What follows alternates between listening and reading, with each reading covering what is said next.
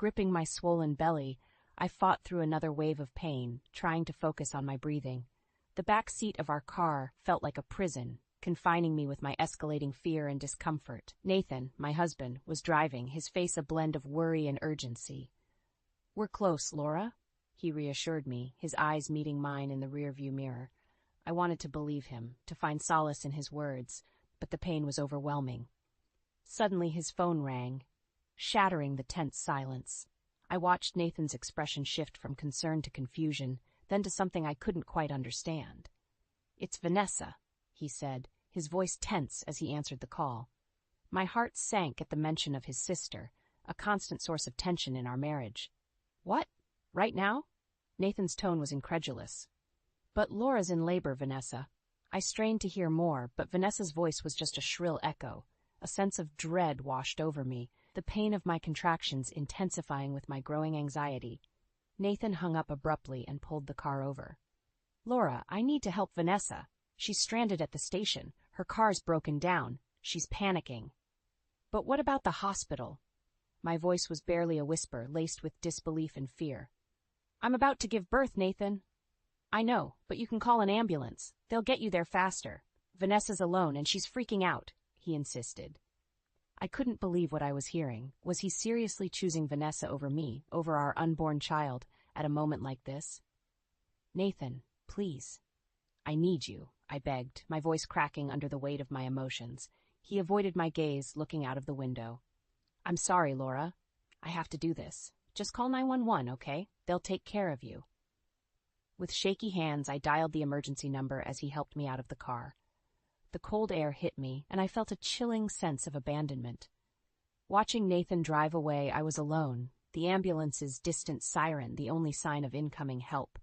Tears mixed with the pain of my contractions, but it was the sting of betrayal that cut the deepest. How could he choose Vanessa over us at such a critical time? Lying in the ambulance, my mind raced with hurt and disbelief. The paramedics' voices faded into the background as I tried to comprehend Nathan's decision. He had left me at my most vulnerable for his sister. As the hospital came into view, one thing became clear. Something fundamental in our marriage had shifted. The pain of betrayal was as sharp as the labor pains, marking the start of a journey I never expected to take. Lying in the hospital bed, cradling my newborn son, I should have been overwhelmed with joy. But the memory of Nathan's betrayal lingered like a dark cloud. Holding my baby, I couldn't help but reflect on the past, the signs I had ignored about Nathan and his family, particularly Vanessa. Vanessa had always been the center of attention in their family. I remember our wedding day vividly. It was supposed to be the happiest day of my life, but Vanessa managed to turn it into a spectacle about herself. She arrived in a flamboyant white dress, stealing the spotlight, her smug smile indicating she relished every moment of it. "Isn't white usually reserved for the bride?" I had whispered to Nathan, trying to hide my irritation. Nathan had just shrugged, a passive response that had become all too familiar. "That's just how Vanessa is. Don't let it get to you." But it did get to me. Her behavior at our wedding was just a preview of the years to come. Whenever there was an opportunity to overshadow or undermine me, Vanessa seized it, with Nathan either oblivious or indifferent. I thought back to the countless family dinners where Vanessa would dominate the conversation, turning every topic back to herself. Nathan's parents watched passively, never intervening. I used to wonder if they were intimidated by her or simply chose to turn a blind eye. "Vanessa, maybe Laura has something she'd like to share," I once suggested during a dinner where Vanessa was ranting about her latest job drama. Vanessa had shot me a withering look. "Oh, please, what could possibly be more interesting than my disastrous day?" Nathan had chuckled, dismissing my attempt to redirect the conversation. "Let her talk, Laura. You know how she loves the drama." I used to think Nathan was just being a protective brother, but as time went on, his lack of support became more apparent. It wasn't just about being protective, it was about choosing Vanessa over me, every time. Now, as I looked down at my son, I realized how much I had tolerated, all in the name of keeping peace. Nathan's abandonment at the hospital was not just a singular act of betrayal, it was the culmination of years of being second to his sister. A knock on the hospital room door snapped me back to the present. It was my parents. their faces etched with concern and love. As they cooed over their grandson, I felt a surge of strength. I wasn't alone. I had my son, and I had my family who truly cared. "This is just the beginning, Laura," my dad said, his hand gently squeezing mine. "You're stronger than you know." As they left, promising to come back with anything I needed, I made a decision. I wouldn't let Nathan and Vanessa dictate my life any longer. It was time for them to face the consequences of their actions. My son needed a mother who could stand up for herself, and I was determined to be just that. A few months before the birth of my son, I was supervising a field trip to the local science museum with my second-grade class. It was a responsibility I always took seriously, ensuring each child's safety and enjoyment. As I ushered the excited children towards the planetarium, my phone vibrated incessantly in my bag. An unknown number flashed on the screen. I silenced it, not wanting any distractions. After the show, as the kids explored the exhibits with the museum staff, I finally checked my phone. The unknown number had left several missed calls, eventually replaced by Nathan's number. My heart sank. Had something happened? Stepping aside, I called Nathan back, only to be greeted by his frantic voice. "Laura, where have you been? I've been trying to reach you." "I'm on a field trip, Nathan. What's wrong?" I replied, anxiety building in my voice. "It's Vanessa," he said hurriedly. "There's a surprise concert by her favorite idol at the park, and they're selling limited edition autographed photos. You need to get her one." I was stunned. "Nathan, I'm working. I can't just leave." "You don't understand, Laura. She's really upset. You're close by. Just go and get it," he pressed. The audacity of his request left me speechless. Here I was, responsible for 20 children, and Nathan expected me to abandon them for a frivolous errand? "Nathan, no, I'm not leaving. I have a duty here," I said firmly. There was a pause on the other end. "You're being selfish, Laura. This means a lot to Vanessa." His words stung, but I stood my ground. "No, Nathan, my students come first." He hung up abruptly, his last words echoing in my mind. The rest of the field trip passed in a blur. I was there physically, but mentally I was grappling with the realization of how little Nathan respected my career and responsibilities. When I returned home, the house was eerily silent. Nathan was nowhere to be found. There was a note on the kitchen table: "Gone to my parents' house." That night, as I lay in bed, alone, my mind raced. Nathan's demand was not just unreasonable, it was disrespectful. It was a clear message that Vanessa's whims were more important than my professional obligations. That incident was a turning point for me, a moment when the veil lifted, and I saw Nathan's true priorities. As I drifted off to sleep, I knew things had to change. I couldn't continue living in the shadow of Vanessa's needs and Nathan's inability to see beyond them. I had to stand up for myself, for my dignity. Little did I know that this resolve would soon be tested in the most unimaginable way. The confrontation at Nathan's parents' house a few weeks later marked the tipping point for me. I had walked the 15 minutes there, still processing Nathan's abrupt departure from our home. As I entered, the atmosphere was thick with tension. Nathan, Vanessa, and their parents were all there, their expressions ranging from apologetic to expectant. Nathan was the first to break the silence.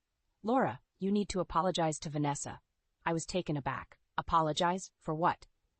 Vanessa's voice was sharp, laced with self-pity. "Because of your selfishness, I missed out on the limited edition autographed photo. Do you have any idea how important that was to me?" I stared at her in disbelief. "Vanessa, I was working. I had responsibilities."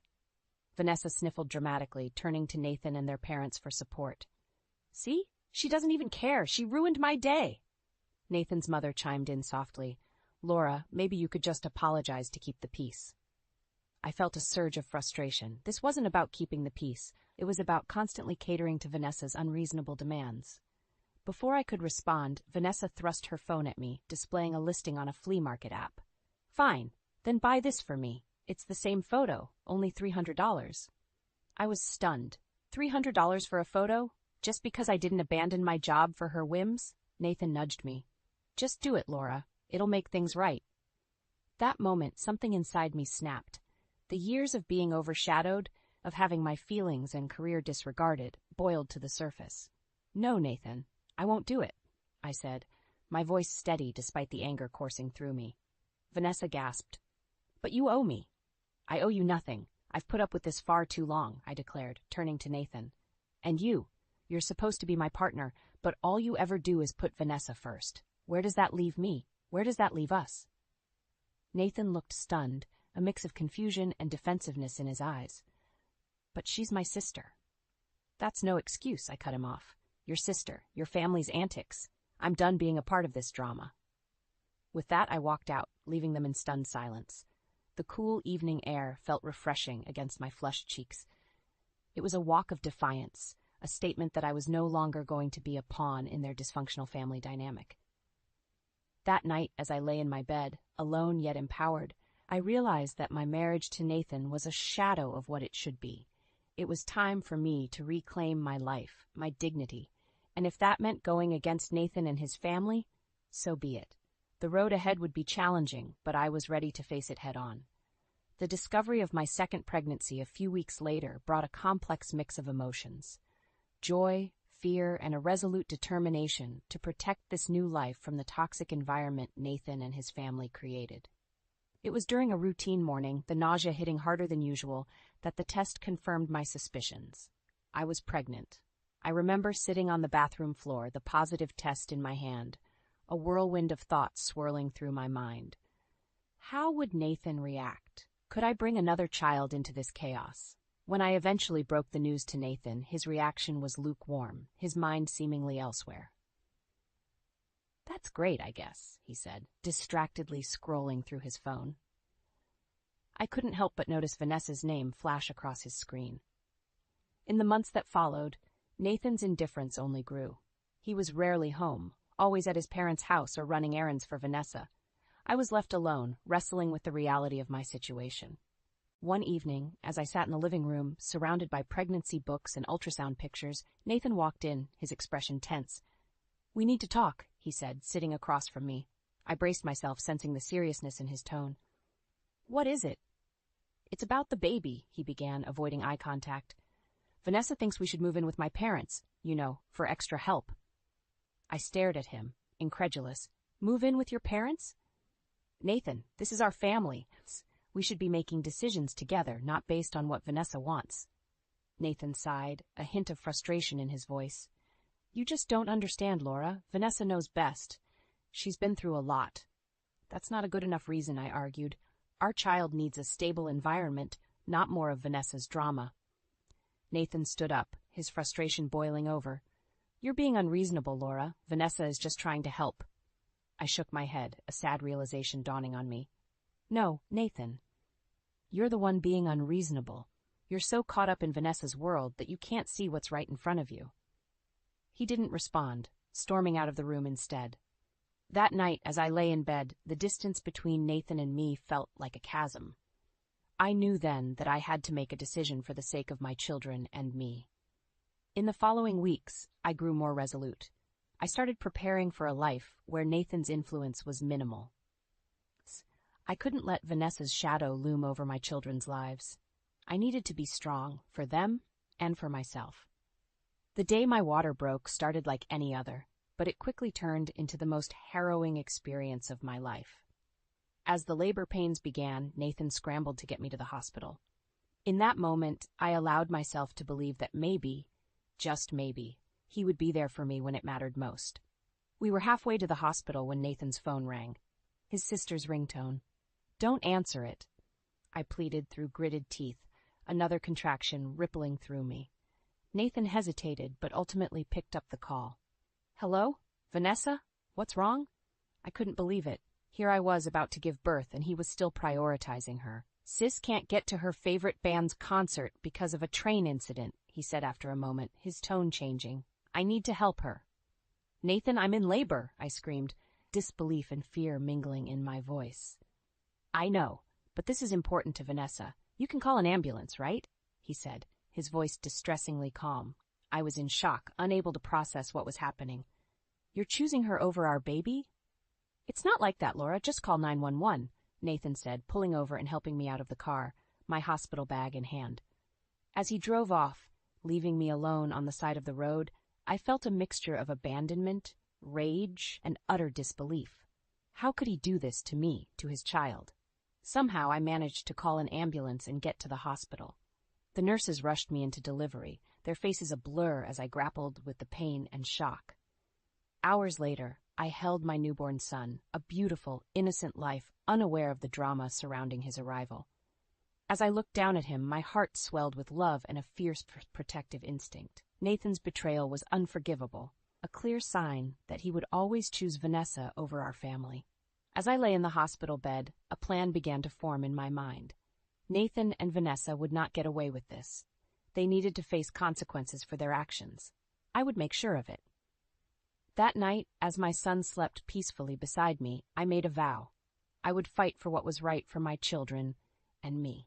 Nathan and Vanessa had pushed me too far, and it was time for them to understand the gravity of their actions. In the weeks following the birth of my son, my resolve to hold Nathan and Vanessa accountable only strengthened. Their callous disregard for our family could not go unchallenged. I started by seeking legal counsel, determined to divorce Nathan and ensure he faced the consequences of his actions. During my first meeting with the lawyer, I laid out everything: Nathan's financial irresponsibility, his emotional neglect, and the final act of abandonment. The lawyer listened intently, his expression growing more incredulous by the minute.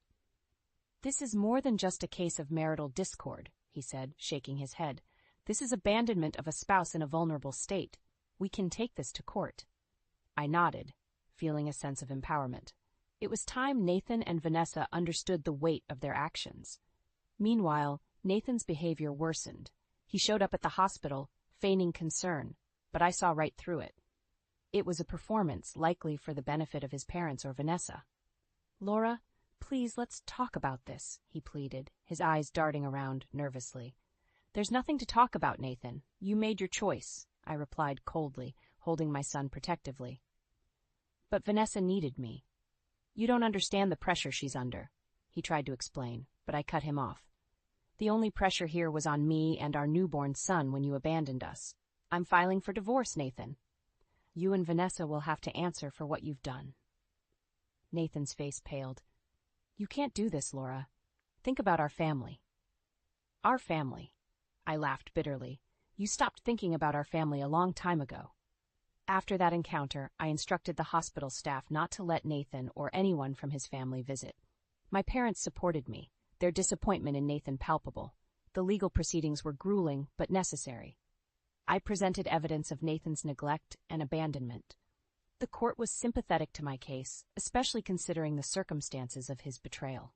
The judge granted me a favorable divorce settlement, including full custody of our children and significant alimony and child support. Nathan's face during the verdict was a mix of shock and realization, the reality of his actions finally sinking in. Vanessa, who had accompanied Nathan to court, looked outraged. "This isn't fair. You're ruining our family," she exclaimed. "This is the result of your actions, Vanessa," I said, facing her directly. "You and Nathan have only yourselves to blame." Walking out of the courtroom, I felt a weight lift off my shoulders. I had stood up for myself and my children, ensuring that Nathan and Vanessa faced the consequences of their selfishness.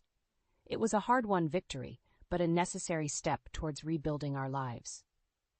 With the divorce finalized and Nathan's betrayal squarely behind me, I began to rebuild my life with my children. It was a time of transformation, shedding the remnants of a broken marriage and embracing my new role as a single mother. I returned to teaching, finding solace and purpose in my work. The support of my colleagues and the joy of my students were balm to my soul. My parents were invaluable, helping with the kids while I worked. Their unwavering support made the transition smoother than I had dared to hope. But life wasn't without its challenges. Nathan, seemingly unable to accept the reality of our divorce, attempted to reach out multiple times. His messages ranged from pleading to angrily accusing me of tearing our family apart. Each message was a reminder of the man he had become, a stranger driven by selfishness and manipulation. I maintained a strict no-contact policy, focusing instead on providing a stable, loving home for my children. They were too young to understand the complexities of what had transpired, but they adapted to our new life with a resilience that filled me with pride. One afternoon, as I picked up my son from daycare, his teacher pulled me aside. "Laura, there's a man outside asking about you. He says he's your husband." My heart sank. Nathan. Despite everything, he still wouldn't let go. I instructed the teacher to not let him in and to call the police if he didn't leave. As I drove home, my son chatting happily in the back seat, I realized the lengths I would go to protect my children from Nathan's toxic influence.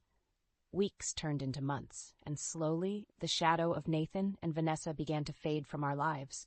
I found strength in my independence, a sense of peace in the life I was rebuilding. But revenge, as it turns out, wasn't as sweet as I had imagined. It was exhausting, a constant drain on my emotions and energy. The satisfaction of seeing Nathan and Vanessa face consequences was overshadowed by the need to move on, to leave the bitterness behind. So I chose to let go, to focus on the present and the future. My children deserved a mother who was present, not one consumed by the past. We had a whole life ahead of us, full of possibilities and new beginnings. As I tucked my son into bed that night, his little arms wrapped around my neck, I knew I had made the right decision. Our journey hadn't been easy, but it had brought us to a place of love, stability, and hope, and that was worth more than any revenge.